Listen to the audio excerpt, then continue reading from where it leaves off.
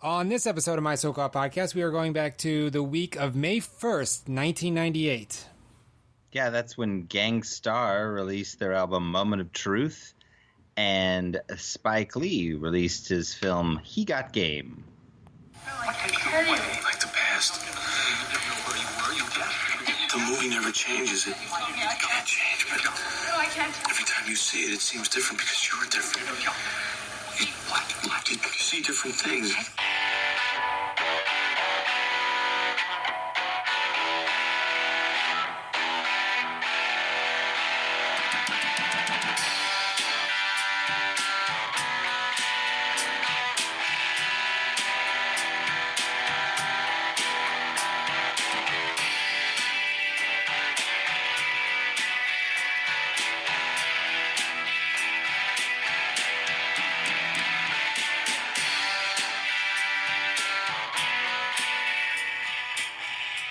Hey, welcome to My So-Called Podcast. I am Gary Linton, and with me is Eric, right? Eric, you're with me?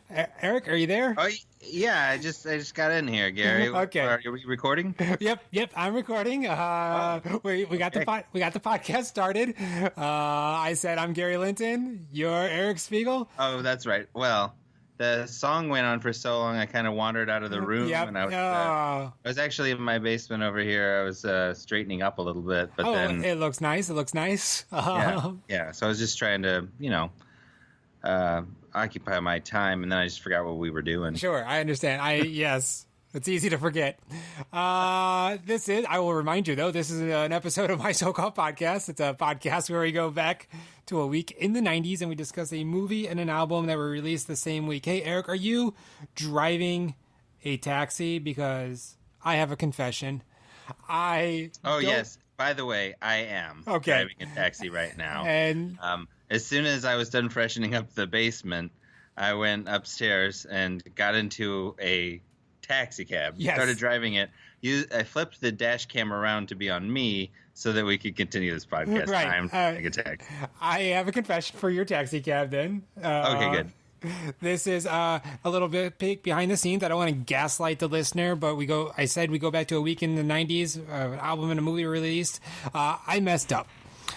I looked at He Got Game, and I saw that it was released May 1st, 1998.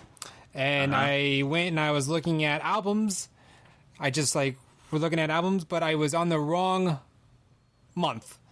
Gang Starr's album was actually released on March 31st because I was looking at April 1st movies, cross-reference. So they're a month apart. Okay. So on this week of My So-Called Podcast, we go back to a month in the 90s. Yes. And sort of figure out what was going on that month, right? In pop culture. This is also represented by this Gang Starr album and Spike Lee's seventh movie. yeah, it's really long. I also guess I want to highlight the fact that it's February. I chose two works by Black artists. I wanted to just highlight that. It's our annual awkward two white guys talking about Black culture. Is this actually a tradition? I didn't know we did this for Black History Month. We've talked about higher learning. We've done Black directors for Black History Month. Yes. Oh, okay. We've done that because we did Four Little. Was it Four Little Girls last week? Yes. Some other Spike, and you still haven't seen Malcolm X. Nope. So anyway, we did He Got Game, and it's not just starring famous Black people. It's definitely a movie about blackness, being from Mr. Lee. Yep. And I would say Gang Starr has a unique point of view, I suppose, than in Black culture, but I don't know. It's more like rap culture. Yeah, well, right. Sort of sing about being rappers a lot. Yeah, which hip hop is, that's very African American, invented. Yep. Yeah. So we're just shining. So we're not experts, but I guess we just not that. I mean, I'm a bit of an expert But about hip I hop. get, yeah, Don't you I know. think? Yes, I do. Do you I think do. I count as like an unofficial expert? Yes. So that's where we are. We go ahead and start. I guess, do we want to do the trivia, right? We're at trivia right now. Yeah. Whenever we usually play to 20, but right now it's tied 21-21 because you just can't We're both just you can't win by just one, right? right. Well, I think I got the 20. Actually, maybe tied at 20 because I think I got the 20, and you're like, well, you won, Gary, and I was like, well, no, you still have one question left, Eric. We can't. It doesn't work that way. So it's just 20. Yes, I remember now. 20 to 20. So, much like everybody last year, we're going to get 2020 over with. Yeah. That's a stretch, but okay. I mean, I don't know. No. We're going to get rid of this 2020. You know what I mean? Like everybody's sick of 2020. Yeah. It's a stretch. But anyway, Gary? Yep. What brand name did the potent chemical sildenafil citrate have when it hit the streets? What potent brand name? Potent chemical. Potent chemical.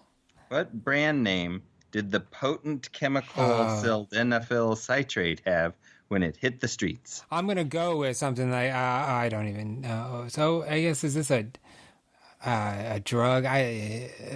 Dynamite is. So this is a real drug. Is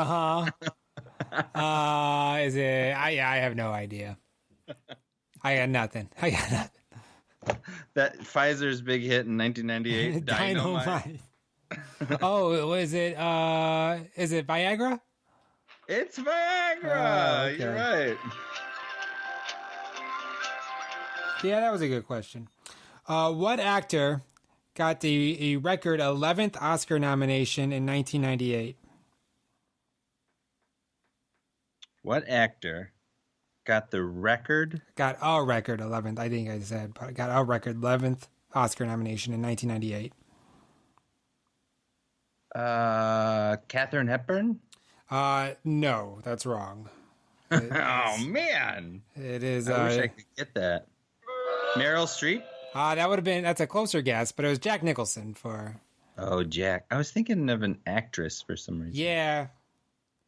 Jack Nicholson. He was nominated for As Good as It Gets, Gary. Right. Wait till they get a load of me. Well, that's a different Jack, dude.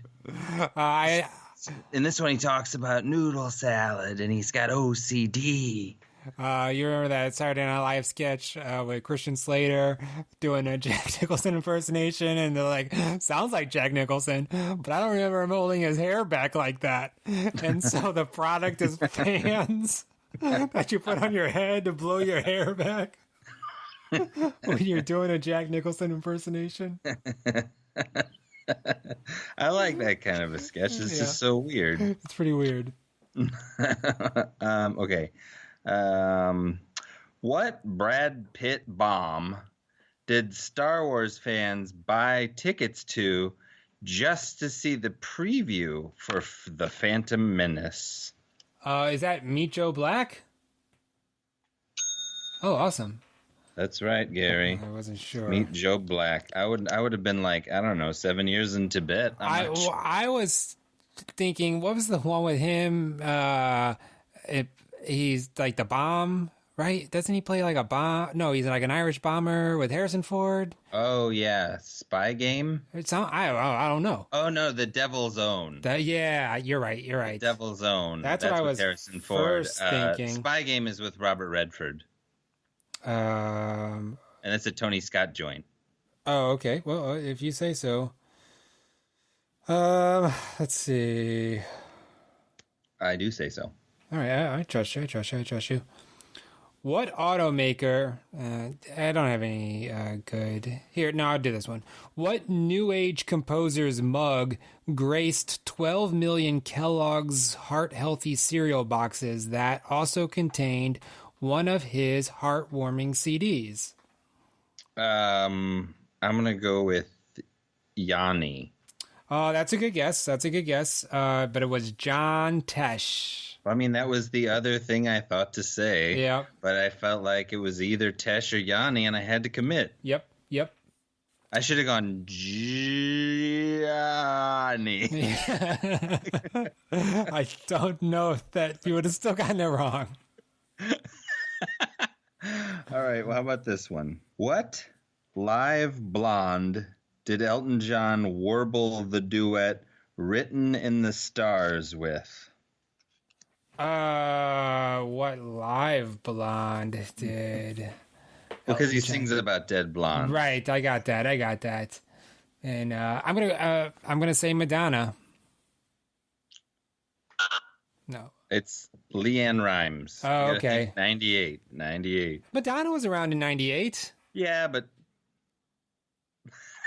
No, yeah, I mean... Are you really big into that music album? Yep. Okay, Eric. Again, I'm going to go with... I'll do this. What televangelist was ridiculed for trying to out Tinky Winky? Oh, Jerry Falwell? That's correct. Okay. Yay. Well, we both got one. Great. Yep. It keeps going. That Meet Joe Black, that was impressive. Thanks. I'm a little upset that I did not get Viagra. I didn't think 1998 seemed early for Viagra, but I guess it wasn't. That's why I wasn't thinking that. Well, one day, Gary, you'll get Viagra. I hope to. Yes, I hope to. All right. Now we move on to podcast. It's going to keep sailing down the stream, and we do the top 10 songs that were on the radio when Gang Starr released their album Moment of Truth.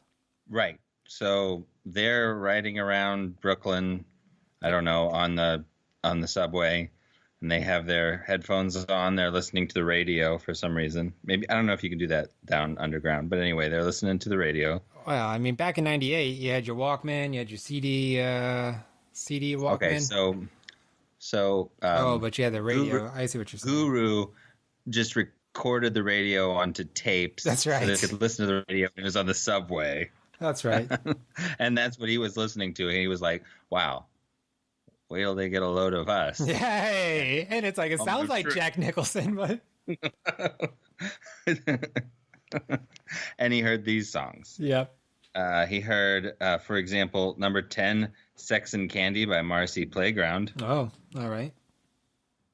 He heard Romeo and Juliet by Silk E. Fine featuring Chill. I can't say that I know that one. No, I don't know that one either. Number 8, I'm familiar with Everybody, parentheses, Backstreet's Back by Backstreet Boys. I know that one. I'm familiar with that one. There's an awful lot of back in that song. There's Backstreet Back by the Backstreet Boys. Right. It should be called Everybody Backstreet's Back by the Backstreet Back. Baby got Backstreet Back. Baby got Backstreet's Back. All right. By Sir Backstreet Boys. Exactly. Number 7, Truly Madly Deeply by Savage Garden. Coming right up against number 6, Body Bumpin' Yippee Yee Yo by Public Announcement. I don't know that one at all. That one has I feel like I would have loved to have known all about Body Bumpin' Yip Yee Yo, because that's just fun to say. Yeah. Anyway, by Public Announcement. I mean, they were really famous from what I can recall. Number 5, Frozen by Madonna. That's where that song where she's like, let it go, let it go. 1998, Madonna. Elton John could have sang to her, but I guess in the Frozen video, she wasn't blonde. Right. He would have sang with her instead of Leanne Rimes, but he had to sing to a blonde. So exactly. He was like, I'm sorry, Madonna. I'm going to have to Rocket Man out of here and find Leanne Rimes. And Madonna was like, but Elton, I can dye my hair. Remember when? Because you remember when she put on a fake British. You're not British, Madonna. It's gross. Stop it. But I'm married to a Brit. Is that what she did? Sort of like a Dick Van Dyke and Mary Poppins kind of an accent? Is that what she was doing? I'm pretty sure. She'd come out on stage like, hello, everybody. That's right. No son of mine's going to be a 17th century bootlackey. Anyway, Frozen. There was also All My Life by Casey and JoJo, number 4, who will make an appearance on our album, right? Yes, they do. Number 3, Let's Ride by Montel Jordan featuring Master P and Silk the Shocker. I mean, how did they fit them all on one single, you know? Yeah. I don't know. Silk the Shocker. They just got him in there. And number 2, You're Still the One by Shania Twain in black and white, rolling around on a beach at night. We talked about a Shania Twain album. Yeah, that one. That was it? I think so. Okay. Oh, no, I think it was the one before this. Yeah, I think so. I'm going to say that I don't know the answer to that because I don't care. Right. Number 1, Too Close by Next, a.k.a. the Boner Song. Yeah. Real big popular song. We talked about this one before. It was a huge song. Yeah. You know what else is huge? That boner. I mean, he doesn't specify that in the song. I guess not. But it's what it is.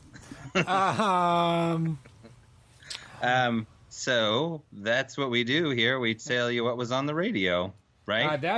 We talk about the album by way of segue. That's right. Yeah, we're going to segue into it. I'm going to go ahead and present you, Eric, with a question in the form of an either or, and you can say whether it's either or this. And I guess, moment of truth, you said you had no knowledge of Gang Starr. And 0. Yep. Now 0, complete 0. I had known some Gang Starr because I will listen to, like, Apple Music will kind of put these playlists like conscientious rap, underground rap into my feed because it's like, oh yeah, I do listen to A Tribe Called Quest and I have listened to Jurassic 5.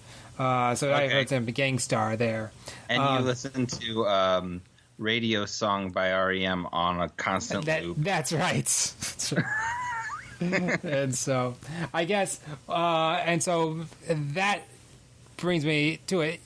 Either you would classify Gang Starr as, I guess not an underground rap, but more conscientious rap, or it's just hip hop, and you know it's what it is. Yeah, I mean, I think from what I read about them, the moniker of underground would probably fit them, as well as sort of influential, popular amongst, you know, other rappers, kind of an underground critical darling. Sure. So they kind of fit in that hole, but yeah, I think that. I think, like, if you listen to the lyrics of "Moment of Truth," as far as conscientious, yeah. I mean, sometimes, right? There's other times where he's just yelling at somebody for telling on him for sampling stuff, and there are other times where it's like super misogynistic. So. Right. Well, like Militia, the Militia was well, and I think, I mean, we've discussed rap's misogynistic problem before with when we talked about the Chronic with Dr. Dre and you know, a sneak preview of the second half of the episode. I'm going to talk about Spike Lee's misogyny in the second half. Yeah, and that definitely can. That was. So we're gonna have a little flavor of misogyny on this episode. Right. So not awkward at all for us to be judgmental of that. Two white guys who, you know, don't have any particular expertise in this topic. It's not awkward at all. No, not at all. But I think, I guess what I like though, well, Eric well, no, let's say, I'll say what I enjoy about the Gang Starr album is, I guess, so it's Guru and DJ Premier are making the music, and you don't get a lot. DJ Premier from Houston originally. Yeah, and so there was a band. And Guru was originally from Atlanta, but moved up to Brooklyn. Right. For school, after school. And there was they had a band called Gang Starr. Guru was in, everybody. Before DJ Premier. DJ Premier joined later. Well, yeah, and everybody kind of quit, and Guru was using the name Gang Starr still, and then, DJ Premier came up. And I guess what I kind of like is, you have a couple of, you mentioned Casey and JoJo.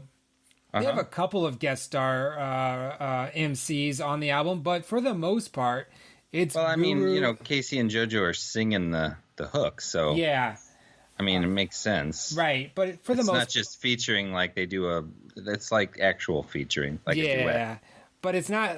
Well, I'm just saying because even like Jay-Z albums, he's got Kanye, he's got guests. Kanye's got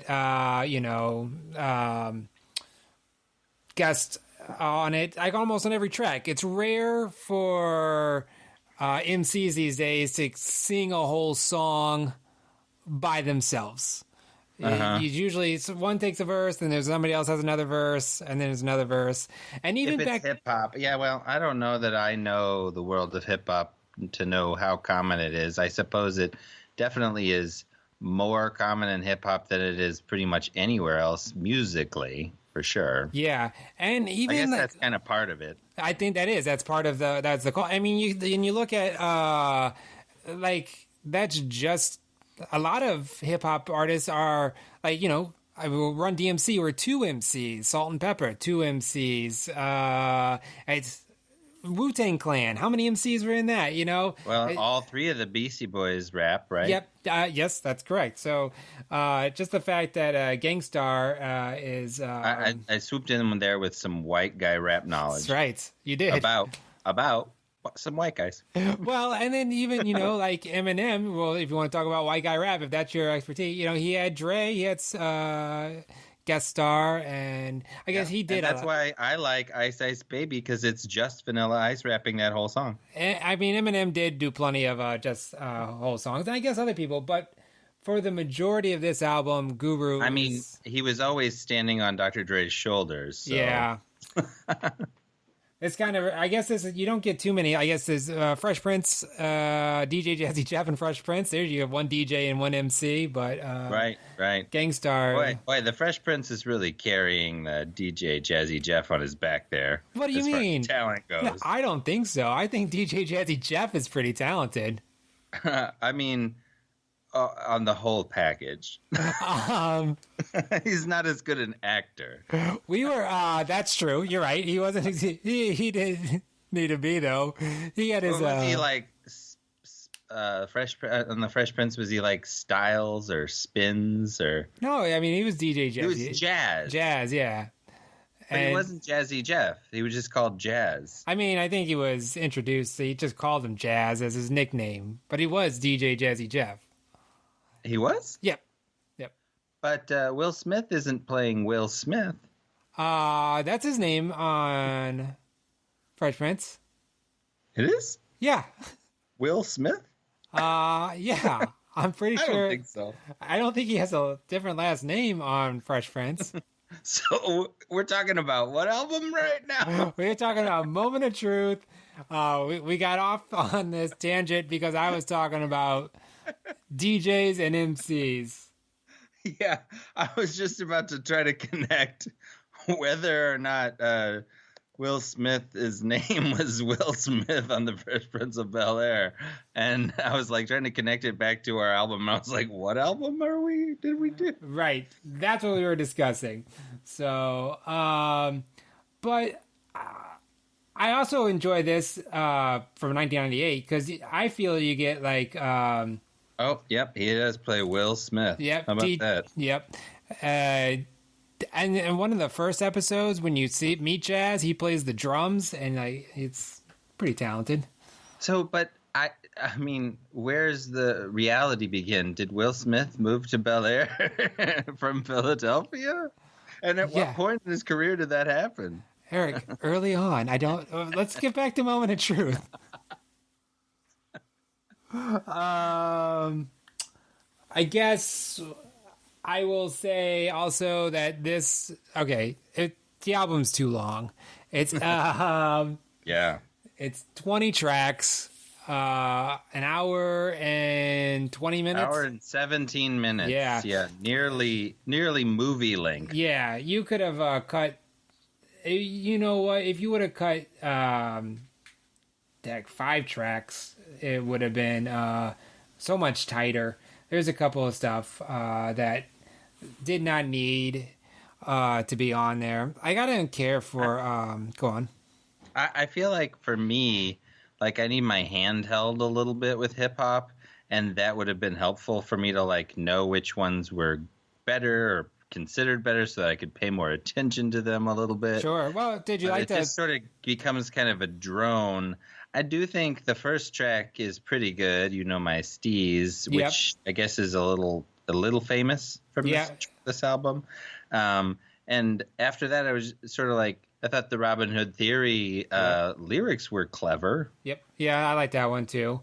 How about Moment of Truth? Casey and JoJo one, as I mentioned, is good to have some good old Casey and JoJo action. Yeah. But for me, it's like, I mean, I listened to it all the way twice. I assume I would need to listen to it 4 or 5 times to really be able to differentiate all 20 of these songs. Yeah, I think that is, I don't know if that's a limitation. I mean, so you definitely have, like, a lot of hip-hop production these days, I believe, is done using Pro Tools and computers and stuff like that. I don't know how much of it's done where the DJ is actually spinning the records and making the samples, from the records. Yeah.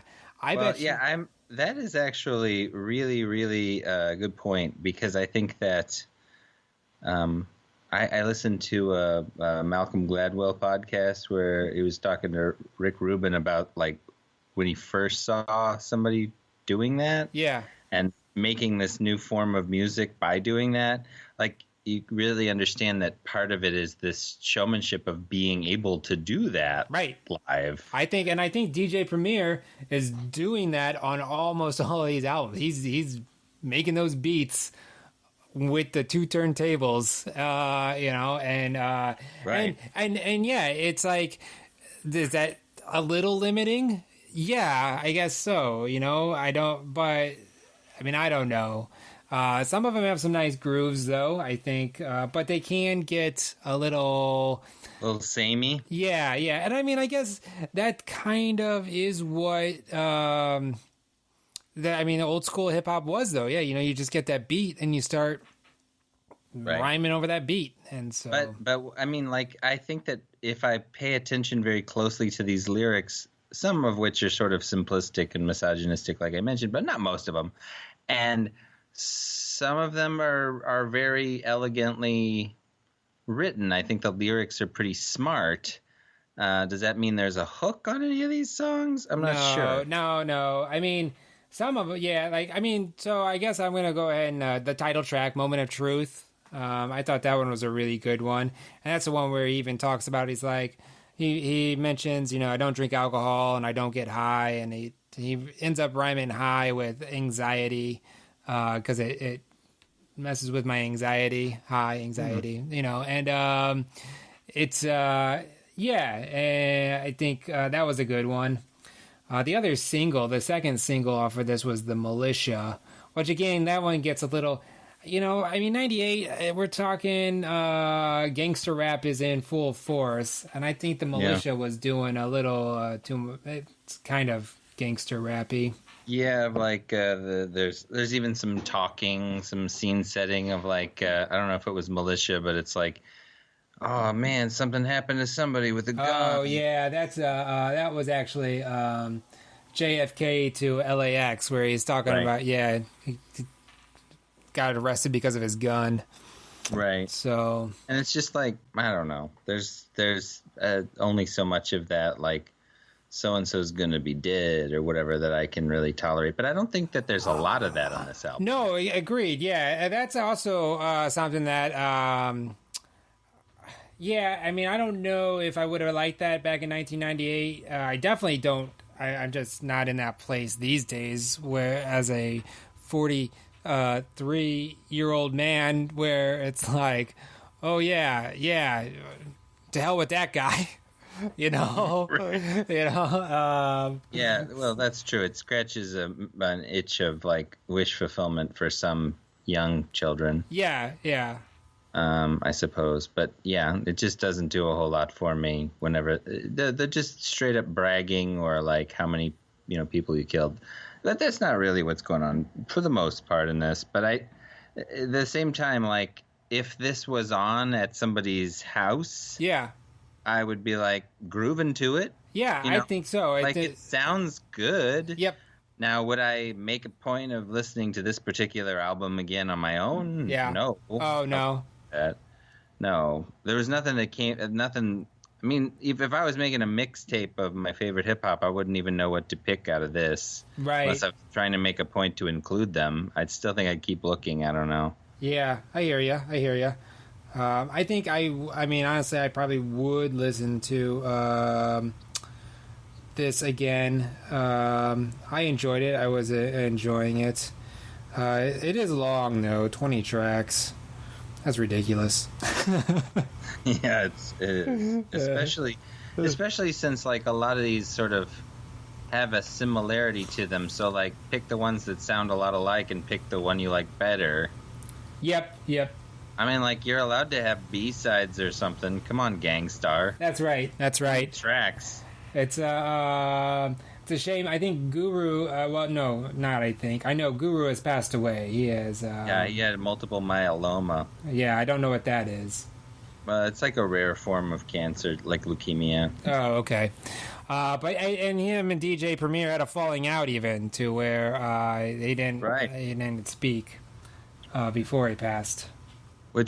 That's too bad. Yeah, it's a shame. It is a shame that because they even talk about that. There's one song where they talk about that. They're talking about it's not only it's not just a friendship, it's a partnership, and talking about Gang Starr, bragging about that and stuff.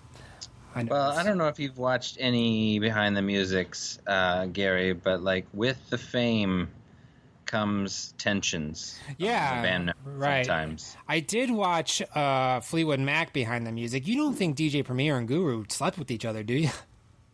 They slept with each other's wives, and their wives slept with each other. Is basically what happened. Man, that's a shame.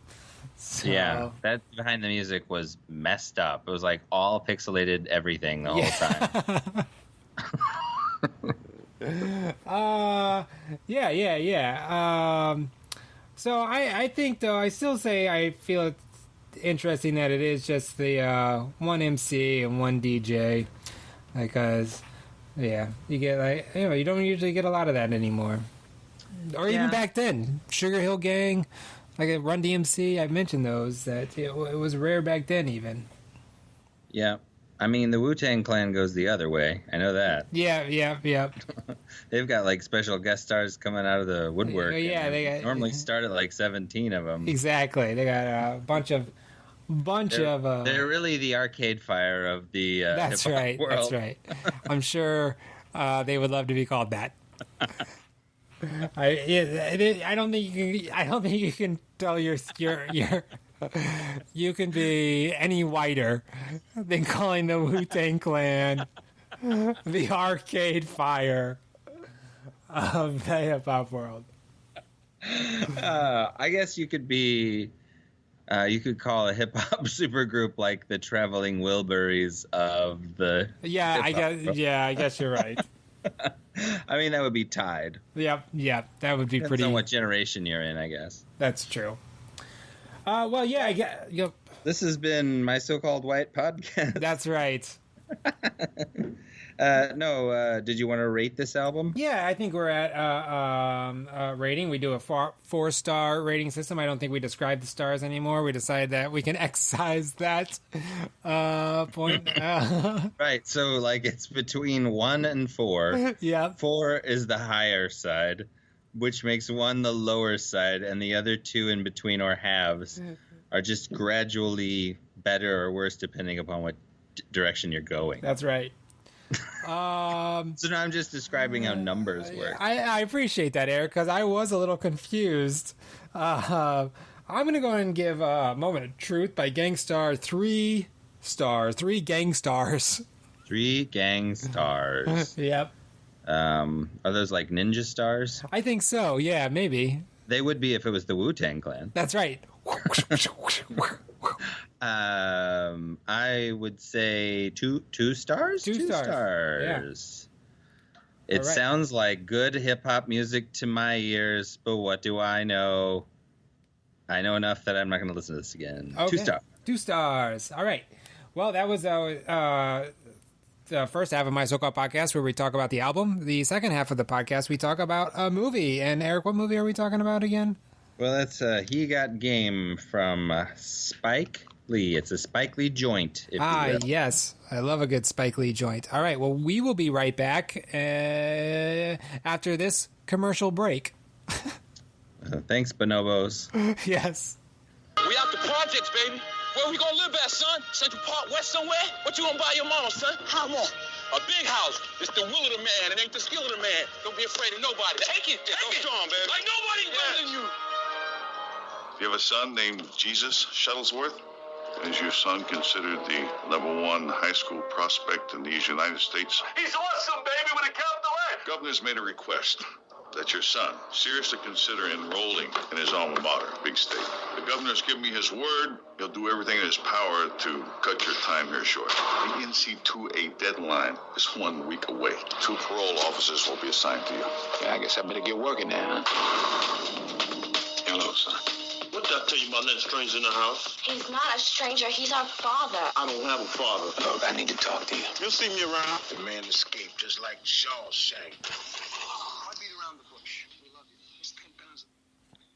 Hey, welcome back to my so-called podcast. It's me, Eric Spiegel. And I am Gary Linton still. And we are doing the podcast. That's right.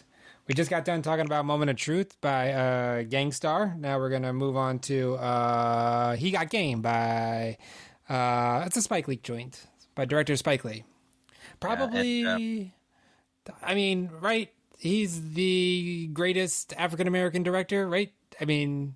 You can make a claim for number 2. You can argue number 2, but I think Spike Lee's got number 1, right? I mean, yeah. I mean, I suppose, yes. Just from his prolific career, yeah. I think he easily has that claim. Yeah. Yeah, this would be his... I mean, he does documentaries, feature films. This is his 11th movie. His 11th feature film. Yeah. Okay. He's got to have it. School Days, Do the Right Thing, Mo Better Blues, Jungle Fever, Malcolm X, Crooklyn, Clockers, Girl 6, Get on the Bus, and then number 11, He Got Game. Okay. Yep. He did a lot. He was very prolific in the 90s. We can keep doing all of Spike's 90s output. I've never seen Mo Better Blues, and I've actually heard good things about that movie. Well, yeah, sure. I mean... there's some clunkers in there, Gary. I'm sorry to burst your bubble, but yeah. Well, I think we're going to talk about one of his clunkers here. Spoiler alert. It depends on you ask, but the listener, you've asked us. Exactly. We'll give you our honest opinion. Did you want to tell us what other movies were out? Like if you didn't want to go see this because you already saw it once or twice? Yes. I can tell you what other movies were at the box office when Spike Lee released his He Got Game. Number 10 that week was Sliding Doors, Gwyneth Paltrow, and Gwyneth Paltrow. Oh, do you remember when Gwyneth Paltrow was Adorbs? I believe it was in Sliding Doors, and then maybe also Shakespeare in Love. I think those were like 7. Oh yeah, I guess yeah. Yeah. Other stuff in between there, but yeah, she's got like those vagina scented candles that explode or whatever now. I don't know about that. I mean, I do know she has her Goop. It's she has the website Goop, but I don't know about vagina scented candles that explode. Well, you heard it here first, Gary. Okay. I don't mean listener, because they might have heard about it, but you just heard it here first from me. I did. Number 6. No, not, it was 6 last week. Number 9 this week was Lost in Space. Heather Graham's Lost in Space. Featuring Joey from Friends. That's right. William Hurt from Altered States. Mimi Rogers from Tom Cruise's First Marriage. Yes. And the little girl from Party of Five. Yeah, Lacey Chablet, right? Yeah. She was in a couple scenes with Adam Scott, I think, when he was like a guest star. Yeah, but it's Heather Graham. Heather Graham. Yeah. This was the Gramaissance because it was Lost in Space, Swingers, Boogie Nights. Yep. Number 8 that week was Polly, which I believe is about a parrot. Yeah, it's a parrot that thinks it's a weasel that thinks it's a VJ. Oh, okay. On MTV. Oh, well, I see what you were doing there. It doesn't star Pauly Shore? No, I don't think so. I don't think so either. It's a parrot, right? I mean, yeah, it's a parrot. I just thought that was a weird thing to name that movie since there was at the time a famous person called Pauly. Yeah, I don't know. I've never seen the movie. So maybe they go into that. Like it's haunted by Pauly Shore or something. Or maybe like the parrot is just really into Pauly Shore. Or yeah, that could be it. Like, or maybe it's just an aside where the guy's like, "Hey, this is my parrot, Pauly." He's like, "Whoa, did you name him after Pauly Shore?" And he's like, "Yeah, what's it to you?" Oh, nothing. I love Biodome. Biodome? That hasn't come out yet. It's 1998. I mean, I read the script for it. I love it. Yeah. I wish GoFundMe would be invented and I would donate to make Biodome happen. That's right. Yeah, I'm pretty sure that's actual dialogue from the movie Paul. That's number 8? Yeah, it was number 8. Yep. Number 7 that week was The Object of My Affection. Oh, I went to see that on a date. That's got Ant-Man and Rachel. Yes. And it's got Alan Alda. And it's got, what's her name from I, Tonya? Also from The West Wing, right? Yes. Yes. What is her name? I don't know. Madison Baumgartner. Yes. Olivia Williams. No. Anyway, number 6 that object of my affection as well. It's a very earnest little light drama, the likes of which you don't see get made very often, actually. No, not anymore at all. Maybe a streamer would pick it up. Yep. Well, and it wouldn't star those people. It would star like much lesser known people, but yeah, it could be on like a Hulu original. Yep. Number 6 that week was a little movie by the name of Titanic. Titanic in May, huh? Yep, 20 weeks. It's still number 6. At this time, it had grossed $566 million. $641. All the movies that opened this week and were lower than Titanic was like, man. That's right. People are still going to see Titanic. Yeah, it still was playing on 2,660 screens. That's so awesome. Yeah. The thing is, it was at the theater, and everybody knew like it probably wouldn't be at the theater ever again, and it was so good in the theater. Yeah. I taught myself into seeing that 3 or 4 times in the theater just because it was so good to see in the theater. It was I just only so big. saw it once. I saw it once or twice real fast, and then I saw it again on Valentine's Day, but I didn't know it was still out in theaters in May. Yeah. Number 5, opening that week was a movie called Black Dog. I don't remember this at all, Black Dog. I mean, it's such a generic name. What is that movie? I want to say maybe that it was like a action movie. That's a good guess. Maybe it's and it has Patrick Swayze and Meatloaf and Randy Travis in it, and it's like a trucker movie, I think. Oh, okay.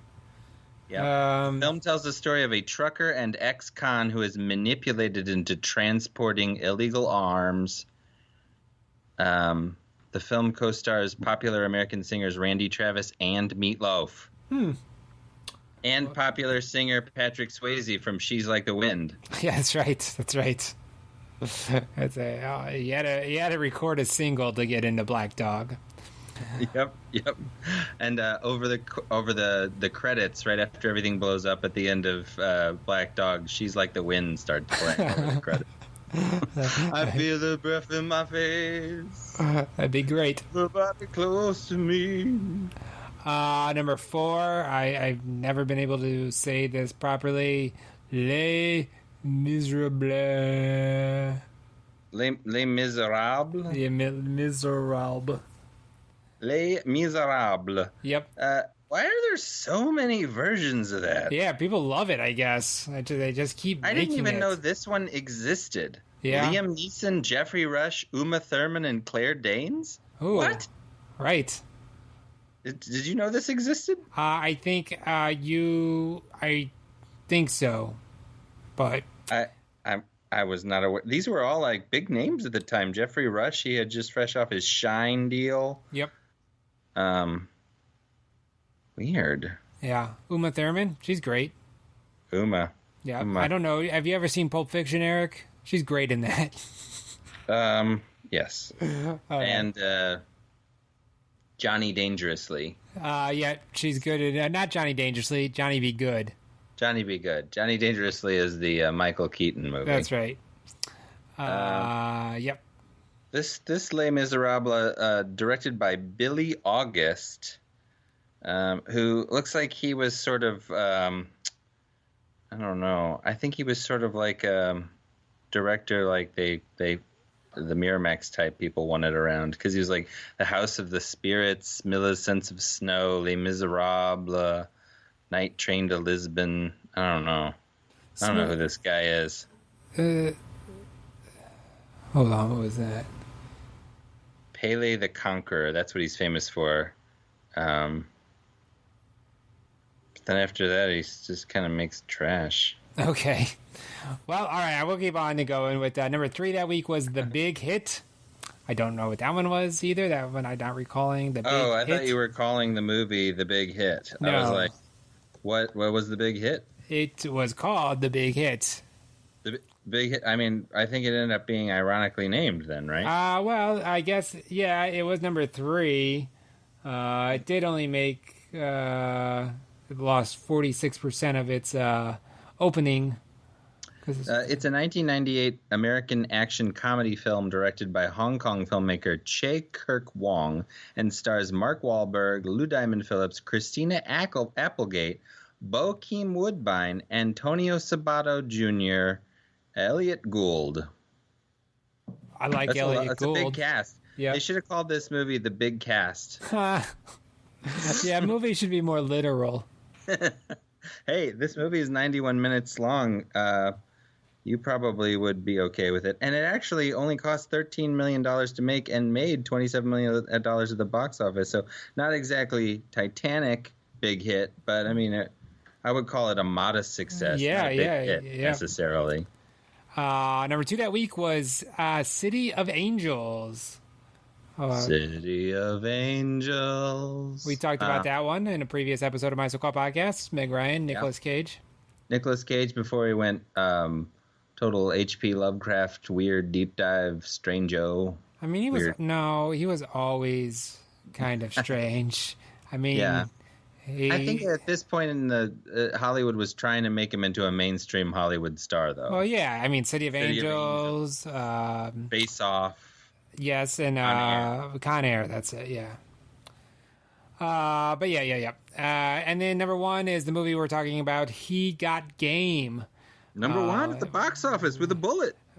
From Touchstone Pictures. I don't believe He Got Game. We did not watch it on Disney Plus. No, we didn't. Yep. And the follow-up, Summer of Sam, the next summer is also Touchstone, and that also is not currently streaming on Disney Plus for some reason. Yeah, I don't understand why Disney's not. They need a. I do think that I saw the Aristocats is on there, so it is, and those new Pixar shorts are great. Everybody should watch them. But there you are. Yeah. I think Disney Plus kind of specificityed itself into a corner, in my opinion. Yeah, I agreed. I mean, they do. I mean, it's good that they have all that stuff on there, but you've made a bunch of Touchstone movies. I'm surprised they don't want to have Pretty Woman on their streaming service. Well, I don't think either one of us are like copyright or internet streaming lawyers. So, I mean. Gary, are you? I'm sorry. Yeah. Eric, I've been doing that for how many years now, and you've never thought to ask. I just assumed your job was really boring, so I didn't ask about it. That's right. Now that I look back on it, that was rude. Yes. I see that. No, I'm not a copyright lawyer, so I don't know what their thing is, but... I think they own Hulu, though, so they're fine. They'll just put all the rated R stuff on that. They do, yeah. I guess maybe that is their plan. They do. But I don't understand any of the streaming services because, like, Cheers is going to be on the CBS streaming service, and The Office is on the CBS. I don't know. Office is on the NBC one. Okay, but then that's going to turn into Paramount instead of Peacock. No. CBS is becoming Paramount. Oh, Plus. CBS All Access is going to become Paramount. Well, yep. I told you I was confused. Yes, Gary. Yes. I mean, I saw today where you can buy the Discovery Channel for $5 a month, and I'm like, this reminds me of the 80s again now, because you're just going to pay for all the channels again. That's true. The only good thing is, though, that you're not bundling. It's like my 12-year-old was watching The Office, and he didn't get through. He was watching it in December. He didn't get through. It left Netflix in December, and I was like, you know what? I will spend $10 for you to finish watching The Office for 1 month. I canceled it in January. I'm not still paying for Peacock because he finished The Office, and he was able to watch all the Parks and Rec, and I don't need to keep paying for it. But on cable... I'd still be paying for it, for just because I wanted other stuff. I think you're listening to a 90s podcast called My So-Called Podcast, by the way. Where we're discussing Spike Lee's 1998 movie, He Got Game. So, I mean, we might have got off topic there, but, we could start a separate podcast about streaming services if you want, Gary. Yeah. And if your son would like to rewatch The Office, you can just do it with commercials in it like we used to anyway. It's only the first 2 seasons for free. Oh, man. They're not only are they tricksters, they're liars. Yep. What is that studio run by Loki? The father of lies himself? I think, yes, that and maybe a drug dealer where it's like, yeah, we'll give you the first taste for free, but then you got to pay for it. I mean, except for it's such a terrible drug because the first season of The Office is really short and not that funny. No. So you need that second season. But what if you get there, you're hooked. Yep, that's right. But anyway, we're talking about He Got Game. Yeah, Eric, did you want to... The way that we talk about that is we do an either-or segue. Yep. And I think of Spike Lee. If it's my either or, it's going to have an introduction, Gary. That's fine. Go. Do your thing. I think of director Spike Lee as a singular voice in the world of cinema. I could probably see just a little section of one of his movies, most of the time be able to guess that it's him. He has a very signature voice as a filmmaker, as far as like dialogue and also the way the camera moves, and sometimes even the lighting. His late 90s period was very distinctive. Anyway, love him. Don't always love him, though, because he has some real clunkers in his career, like we said. And some are what I would call exciting messes, and some are just not good at all. Yeah, yep. Even his greatest movies are kind of messy, but he's not exactly the Coen brothers with their everything falls into place thing, or Kubrick for that matter. No. It's a very energetic mess. But anyway, sometimes it's like not that good, but it's exciting to watch. And other times it's just kind of a mess and it's boring. And other times, like masterpieces. So he's all over the place. Would you say that you put this on the higher end, the more watchable, exciting masterpiece end, or more towards the what was he thinking kind of side of things? This one, I believe Spike may have been. So he not only did he direct this, he wrote this one. This was written and directed by Spike Lee. And I believe he's made other movies. He doesn't write all of his stuff. He's taken other people's work and directed them. And I think... Yeah, like he made a remake of Old Boy. Remember that? Yes. That's so weird. Yeah. Why did he do that? I don't know. But he wrote and directed this one, and I think this one may have been a little too close to. So this is a movie. What's this movie about, right? Gary? This is a movie about. So we see so much basketball at the credits. Yeah, the credits. We have to remember Aaron Copland music playing. So the credits sort of look like they were spray painted on. They sort of move. It's very 90s. Yep. But we're seeing different people play basketball all around the country. All you need is basically a pole and some sort of a basket, and you can play basketball. And so you're seeing all these different types of people sort of dramatically playing basketball with really Aaron Copland's sort of the fanfare for the common man, and the very, very American, really kind of the American West kind of sounding music. Yeah. It's sort of a very intentional choice to say like a basketball is like as American as it gets, I guess. Yeah. And Alicia hated it. She could not stop talking about how the basketball did not fit with the music, and it was just like forced. Yeah. And it was just making her cringe. This is the credits. Yeah, right. No, I can say, Kathy, I watched this with my wife, and Kathy also was like, this is just going on for way too long. Because, the credits are not quick.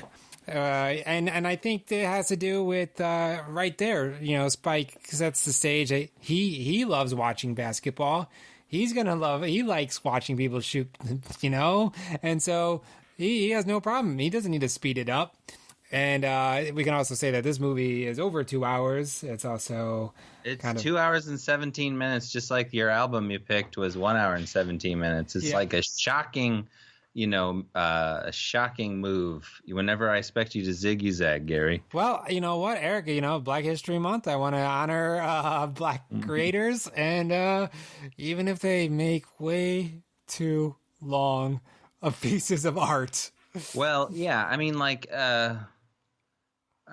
okay. I don't particularly like to do this, but did this story need to take 2.5 hours to tell? So, is it even that much story to this? There's movie? not. Okay, so Denzel Washington is in jail.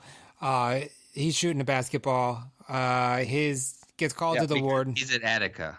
Yes, and the warden says, "Hey, your son is the best basketball, the number one prospect in basketball, and the governor would love for him to go to the big state school. And so this is probably the most stylized part of the movie. It is really kind of interesting and electrifying filmmaking because whenever he goes to see Ned Beatty, who plays the warden, in his office, they sit down and he does this sort of very late 90s film thing, which is extreme close-ups on the two characters. Oh, so extreme, yes. Like very, very, very close to their face. Close. Lit extremely brightly. Yep.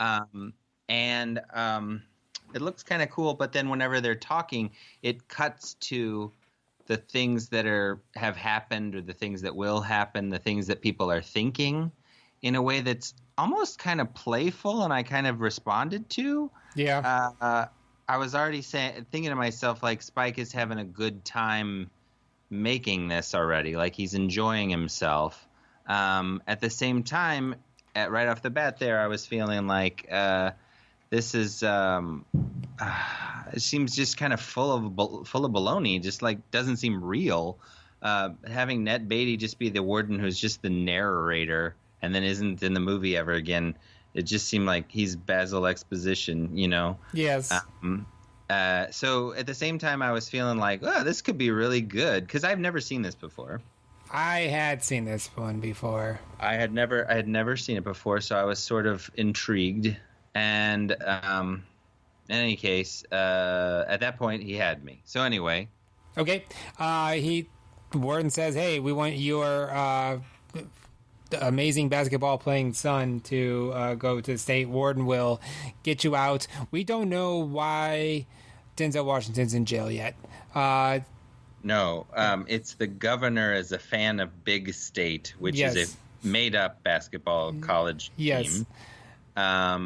That the governor's a fan, so the warden says if you get your son to play basketball for Big State, then you never know what might happen to your sentence. You know what I mean? Yep. No, he says not. It's not even you never know. He says he'll get you time off. He will get you. And Denzel Washington, the governor, can do that. And Ned Beatty's like, yeah, he's the governor. He can do that. It's Arnold Schwarzenegger, right? He's the governor? The governator, yep. And so he gets out. They have to make him sick, and they get him out. They poison him because they have plausible deniability. Yep. But then he has like Tweedledee and Tweedledum for parole officers, played by Joe Brown and some guy. Yep. Take him around, and I guess the joke is that Joe Brown's the black cop, and he's really Brown, mean. Right? Jim Brown. Really mean to him, and he's the black cop, whereas the white cop's a little nicer to him, I guess. I don't know. I don't know if it was supposed to be funny or not. I don't know. But then they put him in a rundown hotel, and this is where we meet Mia. Punitively, almost like the nastiest hotel they can find. They don't like him. Yep. But presumably they really want him to do this thing for the governor, so it seems like they'd be nicer to him. But anyway, I mean, did you know that Coney Island was such a dump? I did not know. But he did have a.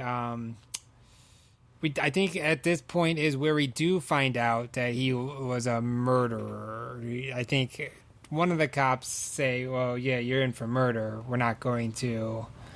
And so it's like, oh, whoa, who did, And right. And so from a mystery box standpoint, I think the screenplay is really solid up until this point, and for another several scenes, whenever you really do want to know the situation. Yep. Because after this, Denzel Washington comes out, tries to make contact with his daughter. It's actually very touching. That one's it. Yep. And then he sees his son, who is clearly has completely rejected him. Yep. He's not. You're not my father. You start to put two and two together. You start to wonder, what was this murder? What was this thing that happened? But I think the drama actually hangs on that what actually happened thing pretty tightly. So you're really invested in, I think, figuring that part of the story out at least? Yeah, I will say that works. It's a bit of a letdown when we do find out. It's a total letdown. Yeah, it's a total cop out, actually. Yeah, because they've been throwing around the word murder. They do let on that it was his wife that he was being murdered. Yeah, and then the thing about it is that he was basically super angry and pushed her. Yep.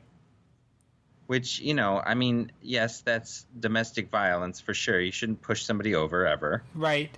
But if they hit their head, that's not what murder is. That's not murder. He's not a murderer. I mean, he killed. No. Yeah.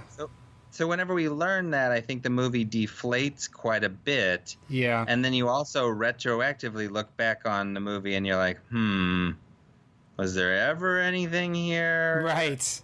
And we haven't even talked about what it's actually about. Right. Well, yeah, he's just trying to get. So the main point of the story, I guess, is we see Jesus, played by professional basketball player Ray Allen, not an actor, and not a good actor either. No, there's definitely parts. I mean, he does okay on some parts, but then listen, I didn't know the man was a professional basketball player. I don't follow the NBA, so all I saw was very handsome, bad actor. Yes, I thought like there definitely things where I was like, oh, he's just not capable of doing that. But I think there are other times, I guess because I was paying attention to it, like when he was kind of going off with Denzel, probably the scenes with Denzel were his strongest scenes, maybe because... Yeah, I bet they worked on those as much as they possibly could. Yeah. Plus, Denzel's a very generous actor, I'm sure. Yeah. But, I mean, there's just this thing in the movie where it's like Denzel Washington's having a scene with his daughter. Zelda Harris plays Mary Shuttlesworth in it, Jesus' little sister. And it's just so good. The scene is so good. They have such a nice little rhythm together. And you really do want to know, like, what, she really loves him and missed him, but he killed somebody. What's the deal? And then... our friend Jesus walks in, and it just punctures the whole rhythm of the scene. Yeah, it just doesn't really work. Not good there. She's a good actress. Yeah, that little girl, and he's not. And so it just doesn't. That scene doesn't work. It just doesn't make you feel like really intrigued about why he's mad. It's like I just want to get through this scene, so I'm not just acting anymore. Yeah, and then there was another scene with, and it probably has to do with Denzel because like there's a scene with Ray Allen, Jesus, and Mary, and I was like, no, so yeah, he wasn't doing very well in that scene when she's in the bed and he like grabs her and oh yeah, I was like, sorry, I put my hands on you. Yeah, I was like, he's not. Oh yeah, that whole scene was very cringeworthy. The whole like, I'm gonna kill you for talking that way. Yeah, exactly. Like, God, stop, please. Yeah, right. That was a bad scene. But it's like what am I trying to say? What college is he going to go play at?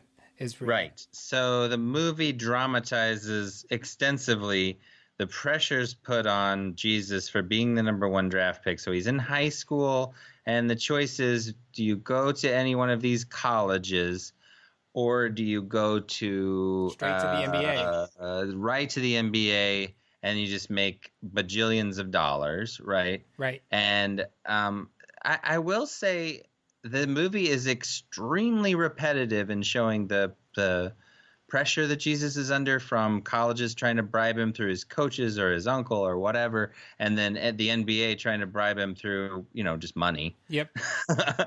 And it all being like supposedly all shady, like illegal. Yep. Yes. And also his relatives, his close, trusted relatives, and it turns out even some of his friends and, his girlfriend, are really kind of all just preying on him like, he's using a him seal, and they're eating him alive. And so, like, I got it.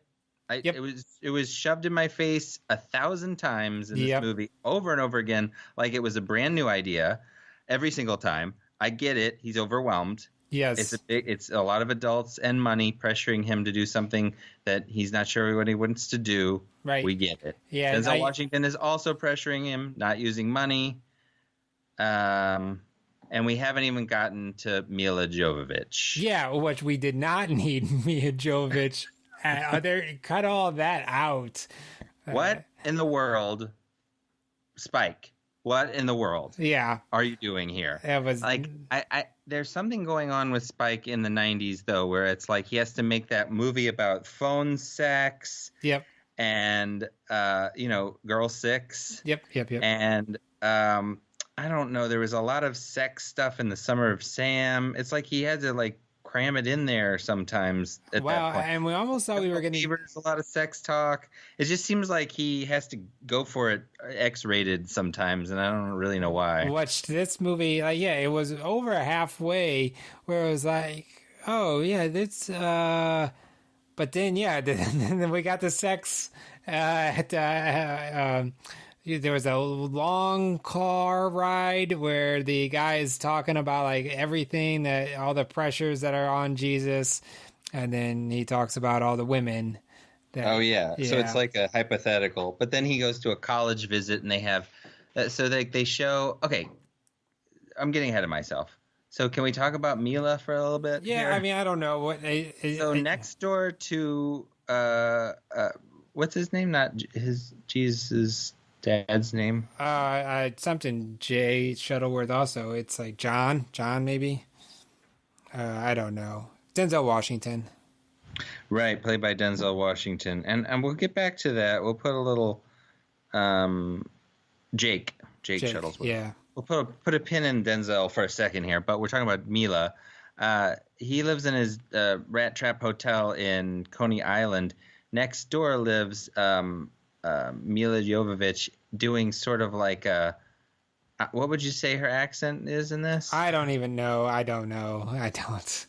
It's sort of like she's pretending to sound like Madonna did in the 80s or something. I think, yeah. I'm not really sure. Or maybe like Breathless Mahoney. Maybe she's doing that. Yeah. Anyway, she's got wigs. She's got very little clothes on. She has a pimp, sort of a caricature of a pimp.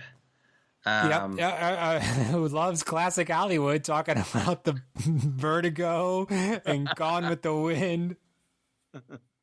Yeah. He was like, you look like Kim Novak in that movie, you know, that one. And it's like, okay, first of all, Spike, if somebody knows who Kim Novak is, they know the movie Vertigo. It's not the other. If you knew Vertigo, you might not know Kim Novak's name, right? But it's not the other way around. And second of all, this is not realistic at all. Like, it's just so cartoonish in its and guess what happens? She turns out to have a heart of gold. Yep. For Jake. Yes. So that they can have one awkward sex scene. Yeah. And then she won't be in the movie anymore. Well, we do get to see her. We see her go. Oh, she's riding on a bus away. Exactly. The other horror cliche that they had to sneak in there. Why in the hell were any of those scenes still in the final shooting script? That's what I never understand about him. It's like it's never tight. I mean, it's not never. I mean, like, I think Do the Right Thing is nearly perfect, but like I don't understand why he doesn't cut some more stuff out of it. Well, exactly, and I think it has to do with this one definitely, because he wrote it and he's just too close to it, and yeah. What do you think that the point of this movie is supposed to be? I think just showing the, I think he's trying to show the pressure of, he loves I guess he just wanted to tell a basketball story, but one that he probably thought has not been told. It's not like he wanted to, do a game or something like that, but just an aspect of basketball that he felt hadn't really been told. But the reason it hasn't been told, Spike, is because it did not need to be told.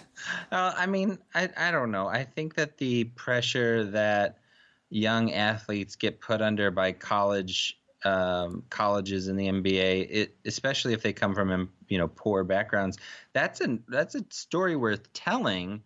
I just think it didn't need 2 hours, 20 minutes to like show us all of the ins and outs of that. And I'm not sure that the imprisoned father adds much to that No. narrative. And I'm sure that the imprisoned father's relationship with a stereotypical hooker character does not add to my understanding of that. Like, I do not come away from this movie thinking like I totally get why people would watch basketball. No. And I don't know if that was the point, is to really sell basketball. I mean, I think he was just trying to tell a story about a kid, a poor kid who has a bunch of talent and has a ticket, but I mean, you need the conflict. The conflict is he doesn't just go to the NBA because his dead mom wanted him to go to college, and Well, I mean, the conflict is inherent. You don't even need the dead mom because, like, if you sign some sort of a contract with the NBA and you aren't good enough and you get cut right away or whatever, or you get injured really fast, like you're 19 with whatever, $6 million, or I don't even know how much it would be, but that's not actually the same as having an education, especially if you have no other way of getting that college education. Right. And so it's like the responsible thing to do, but also not the responsible thing to do. And I do think, like, they imply that they lived with the uncle for a while, and he probably abused Mary, Jesus' little sister, so he needed a different apartment, so he is taking care of her. I think any of these things I'm describing would make a compelling movie if, like, they kind of showed, for example, Jesus taking care of Mary, raising her or something, like what that's like for him to still have to go to high school and do that and then have all this money pressure. That would be interesting. But I don't think, first of all, Ray Allen looks like he's a high school student. I don't think that none of the basketball looks like she's in high school. Rosario Dawson looks like she's 30 in this. Well, not that old, because we've seen her as a 30-year-old, but I don't think she was 30. And she's just, well, she's a very mature woman. She's not a girl. No. And it's just like, like, I don't know. I don't see anything about him being in class, or it doesn't feel like he's in high school at all. Nope. And so I think it makes the mistake of taking the subject that is very adult and having adults play the parts whenever it's really, we're talking about children. Yeah. Like what adults manipulating kids is what I think that this story could be about. But when you cast these fairly large and adult people, plus the story is just them being very adult, like making very adult choices and things. And I guess that's kind of the point of it. But it also is like, I mean, I could see like being taken to a college and they show me around and then they put me in a room with two naked girls. Like, I would just leave. Yeah. Like, most kids would. They're not like, oh yeah, bring on two women at once that I've never met. Like, yeah, right. So like a horny old Spike Lee idea. Yeah. That was definitely not needed. And he even does the whole scene. It's like, well, I mean, okay, that could have all just been implied. It didn't need to be explicit. But I guess in Spike's, it did. He's like, no, I need it. So I need it. This is the only way to tell this story. Exactly. Do you know much about Spike Lee's period in the late 80s or early 90s whenever he would be in Nike commercials with Michael Jordan? Do you remember that? Yep. And he would wear like the hat with the bill pushed back, and it was I think he directed those videos. He did those commercials, in them, right? And he was playing a character. He wasn't being Spike Lee. He was playing he had a character name because I mean he did the acting. He was in Do the Right Thing, and he was in. I guess he also liked to act a little bit. Right, but we're talking about Nike commercials here. Yeah, not like Shakespeare in the Park. Well, yeah, but he got to, again, I think he has courtside tickets to the Knicks. He's a basketball fan. Nike said, hey, you can direct some commercials with Michael Jordan. And he's like, all right, sold, done. Oh, okay. So Mars Blackman is a fictional character. He's from the movie She's Gotta Have It. Okay. And so then he, that character from She's Gotta Have It is in the Air Jordan commercials I'm talking about, which is even weirder than I first thought. Like, That's very strange. Yeah. That he picked an actual. He didn't want to pick Mookie from Do the Right Thing. He had to pick No, Mars yeah, Blackmon from exactly. She's Gotta Have It. It's odd. Well, yeah. Well, yeah. I think I don't know if I have anything else to say about he got game. Eric, what else I do you? mean, the other thing, he's going to that Tech U where the prostitutes are. A lot of prostitutes in the movie. But, like, you know, they're walking around campus, and these girls come up to say hi to him and the other basketball players. Okay, I'll buy that. But then they start kissing all of them on the mouth. Yeah. It was Like, is that a thing that happens in reality? And if so, like, I need you to sell it a little more. But I think it's like, for emphasis, maybe. I don't know what the hell. I think there may have been a little heightened to show just how. I mean, we really the literally groupies. almost in this movie have women who are harpies, Yep. women who are saints, Oh, and yes. women who are literal hookers. Yeah. That's it. That's Yeah. all women are in this movie. Right. There's not a yeah. You don't have Women are just preying upon men in a variety of different ways, and it all has to do with money. right, and because Layla, or Lala, her name's Lala. Yep, she's just I did like using those shots on the Wonder Wheel where they'd have like conversations, or there's like a sex scene on the Wonder Wheel. Yep. Like, I don't like watching sex scenes that much, but like I do like the camera work. I do like the way he makes Coney Island look, and I like the shots on the Wonder Wheel and stuff. I like the lighting. Yeah, I mean, some of the camera movements really very Spike Jonze and cool looking. Like it's visually arresting, I guess, at times. yeah, and the editing and it's kinetic, I think, and But it doesn't even have the music going for it mostly, because there's just that one Public Enemy song, and the rest of it's Aaron Copland, which it was a choice. I mean, he committed, but yeah, that one Public Enemy song is called "He Got Game," right, which is a little weird. You're watching the movie and like there's dialogue, so they have to fade out the song, and the song's lyrics are like, "He got game, you got game, we got." Yeah. It's like, okay, it's like Spaceballs, the face mask, Spaceballs, the coaster. Yeah. Oh, right. Yeah.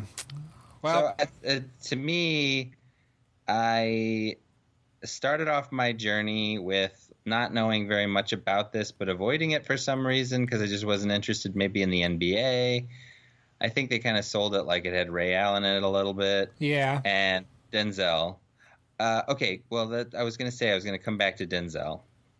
So I will go out on a limb here and say that Denzel Washington is a compelling movie star and actor. Okay. That's a bold statement, Eric. I don't know if... I think you're going to have to support your claim there. Okay, well... evidence? Nearly every single movie he's ever made is my evidence. I've seen Glory. I agree. But, and this is a big but, I think he is miscast in this movie. Yeah. He is electrifying and exciting and very Denzel, and I do kind of like that he gets to be a little bit of an asshole in this movie. Yep. Like, he's not like a saint. Right. Which I think in The Bishop's Wife, he's literally an angel. Yes. Yep. But so I do kind of like that he's sort of a prick. He's like a little unpredictable. He beats on that one guy for no reason. Yeah. Oh, yeah. So I like that. But like, I think that the fact that Denzel Washington plays that character may undercut a little bit what we're supposed to get from him. I think he's supposed to be kind of a broken and not really a worthy father figure. But then it's Denzel, so it's like, well, maybe there's something we're not seeing, or like, oh, right. I'm waiting him to be better, I guess. But maybe that's my conceived notion. Yeah, it's possible. He does. I mean, I think he gives a good performance. You're right. Whether I mean, I guess he's supposed to be sympathetic ultimately because we even learn that they call him a murderer, but it's like, yeah, but it wasn't real. It was an accident. You accidentally pushed your wife in a fit of anger, not even at her. You were angry at your son. Right. I mean, just like Jonathan Byers assaulted a police officer in episode 9 of season 1 of Stranger Things. That's a deep cut that I don't. I just recently watched it. He's fighting with Steve Harrington, and a cop is trying to pull him off. He doesn't know it's a cop, and so he pushes kind of behind himself and strikes the cop in the face. Okay. So in that way, he's a murderer. Right. Yes, exactly.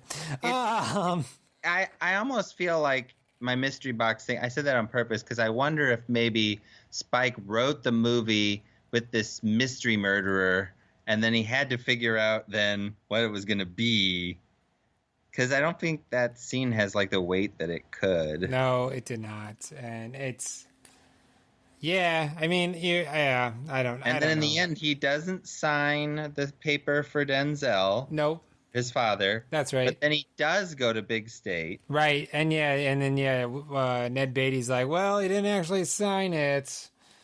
And Denzel's not getting out early. So so Spike indulges in a little bit of magic realism here at the end of the movie, which didn't have any magic realism at all until this point. Oh, yeah, that was pretty weird. I mean, I'm all for Spike getting weird, but I just don't think that he does it like at the right time and stuff. That was a real strange part because, he steps out of the line, the guard's like, get back, Shuttlesworth, and he's like, got the gun, and he's like, oh, is he going to shoot him here? Yeah, that would be a really lame ending. Yeah. So, I don't know. He throws the ball, the old prison ball, over the wall, just like his son did when he was young, and then the ball magically appears at Big State. Yes. Which, is my favorite college. Yeah, exactly. Go Big State. I love those Tech U girls. Right. But Big State is just where my heart learns. Right. Well, and then the coach of Tech U is John Turturro, and he was like... Yeah, one scene. He's like, please, Jesus. He's like, but don't be the Jesus in another film later on. That's right. Yeah, you don't F with Jesus. Yeah, Ned Beatty and Jim Brown and John Turturro, and even to a certain extent Radio Raheem as Uncle Bubba. Yeah, it's like they all have sort of guest roles, like they're in one scene. Yeah. I don't know. What do you think of that Italian agent, NBA agent actor? Yeah, he was great. No, he wasn't. He was really ticking with his left eye a lot. Oh, I didn't notice that, but it just seemed like really, really, really, really cliched stuff. Like, check out this Lamborghini. Yeah, I mean, it was okay. I mean, we can rate at 4 stars. 3, 2, 1. Eric, what are you gonna give He Got Game? So is 4 stars the best and 1 star is the worst? Yes. I think this one is really hard to rate, but I'm just going to go with what I feel, which is 2 stars. Yeah, I was, there's stuff here. Coming in with 2.5, but actually talking about it now, I'm probably down to 2 also. Yeah. I mean, there's enjoyable stuff here, but it's definitely not a recommendation I could make. No.